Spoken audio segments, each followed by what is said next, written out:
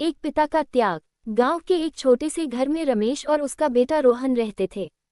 रमेश एक किसान था जो दिन रात मेहनत करके अपने बेटे को पढ़ाना चाहता था। उसकी पत्नी का देहांत रोहन के जन्म के कुछ साल बाद ही हो गया था। रोहन ही उसकी दुनिया था। रमेश चाहता था कि उसका बेटा पढ़ लिख कर बड़ा आदमी बने, लेकिन गरीबी के कारण स्कूल की फीस भरना उसके लिए मुश्किल हो गया।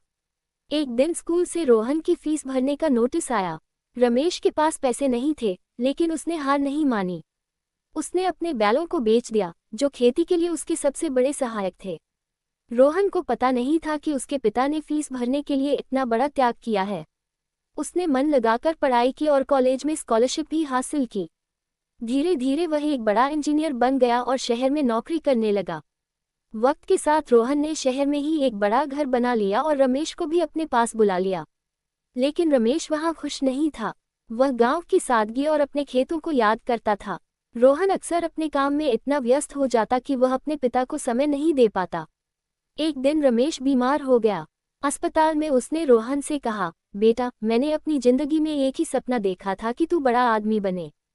लेकिन याद रखना, सफलता से बड़ी चीज परिवार होता है। ये सुनकर रोहन की आंखों से आंसू बह निकले। उसने अपने पिता को वादा किया कि अब वह अपनी जिंदगी में कभी उन्हें अकेला महसूस नहीं होने देगा।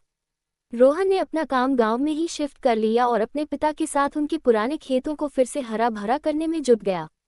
ये कहानी हमें ये सिखाती है कि माता पिता का प्यार और त्याग अमूल्य होता है। हमें उनके सपनों और उनकी खुशियों को कभी नज़रअंदाज नहीं करना चाहिए।